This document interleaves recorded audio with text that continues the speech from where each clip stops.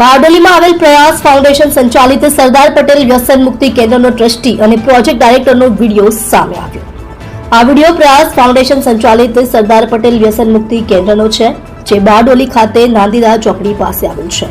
વિડીયોમાં દેખાતો ઈસમ નામે કિરણ મિસ્ત્રી કે જે આજીવન ટ્રસ્ટી અને પ્રોજેક્ટ ડાયરેક્ટરની પદવી ધરાવે છે। આ ટ્રસ્ટી પેશન્ટોને દારૂ પીને મારઝૂડ કરે છે। આ અગાઉ આ વ્યસન મુક્તિ કેન્દ્ર આસ્થા ગામે આવેલ હતું, ત્યાં પણ આ વ્યસન મુક્તિ કેન્દ્ર વિવાદમાં આવેલ હતું અને કામરેજ પોલીસ સ્ટેશનમાં આવા લોકોની વિરુદ્ધમાં ફરિયાદો દાખલ થયેલ છે। બારડોલી પોલીસ સ્ટેશનમાં પણ આ વ્યસન મુક્તિ કેન્દ્રની વિરુદ્ધમાં ફરિયાદો છે।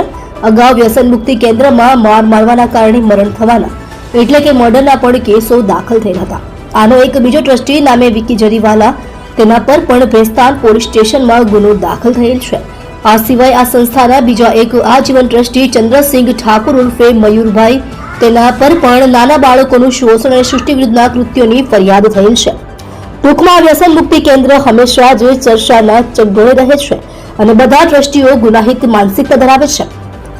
ટ્રસ્ટી પોતે જ દારૂ પીતો હોય, પોતે જ વ્યસન કરતો હોય, દાખલ થનાર પેશન્ટોની શી હાલત થતી હશે તે તો ભગવાન જ જાણે।